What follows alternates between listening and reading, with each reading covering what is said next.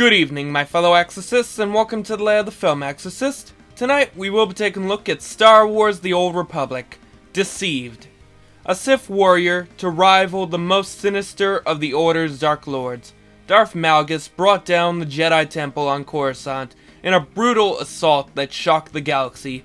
But if war crowned him the darkest of Sith heroes, peace will transform him into something far more heinous.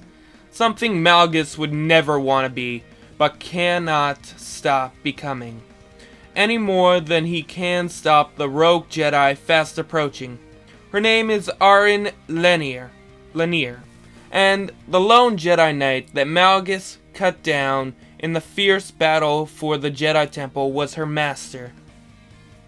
Now she's going to find out what happened to him, even if it means breaking every rule in the book.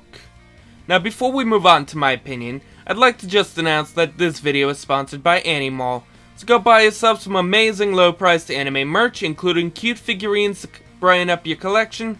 And every time you use the code FILM, you'll get 5% off your purchases, and you'll be helping the channel out. Now, I don't know why, but it seems the Old Republic and the prequel trilogy have some of my favorite battles. It could be the characters, their knowledge of how to fight, or it might just be the time we've spent with the characters. I just know I love them.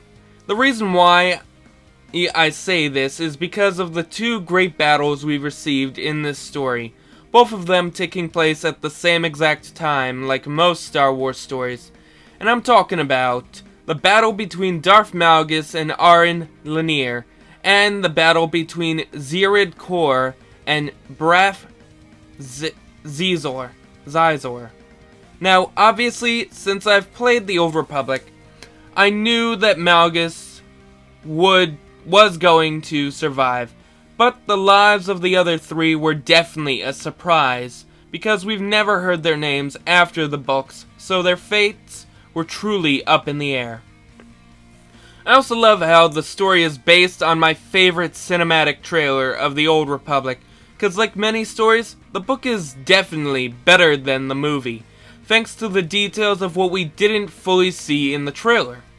Oh, and I love how, like most Sith, we see Darth Malgus has a weakness. Like Lord Scourge in Revan has his reliance of his own fear and others' fear, Malgus has his weakness of love and affection, and it was enjoyable to see how he chose to deal with this weakness while also sad. I also love how this book showed that both the Sith and the Jedi go through similar challenges, and it shows that some of them might be more similar than they think. More than just what the bare bones of their codes basically say and their idea of the prophecy in Star Wars. But yeah, Sith and Jedi aren't that different. Sorry about that. Spider just hopped onto me for some reason.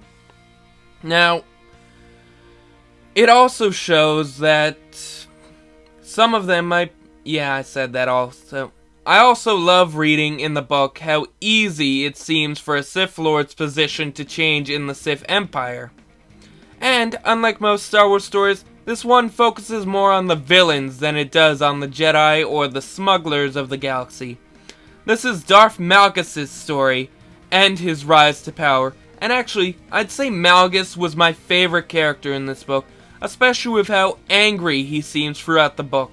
Because like most warriors, he lives to fight, which is why he's so against the peace treaty, and why he took so much pleasure in destroying Coruscant and the Jedi Temple. Now, I'd also like to note that I really didn't like the structure of how this book was written. Instead of writing multiple chapters like most stories, this one was written into many long chapters. I mean, I even noticed that when listening to the story on Audible, that the 10th chapter was actually the longest at 56 minutes and 20 seconds. Almost an hour.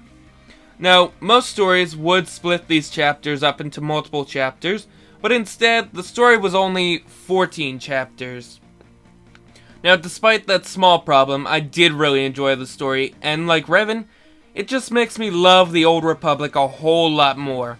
So yeah, I'm gonna have to give this book a 9.5 out of 10 for how amazing the characters like Malgus were, and the story was, and I definitely recommend it if you've played the online game, because it does have a lot of connections to the game, and it's just a really great story to listen to.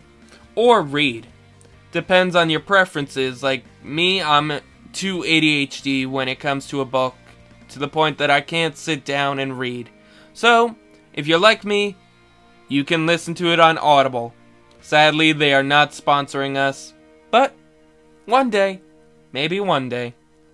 So please don't forget to like, comment, and subscribe, and click the little notification bell to see more of our content. And may the Force be with you always.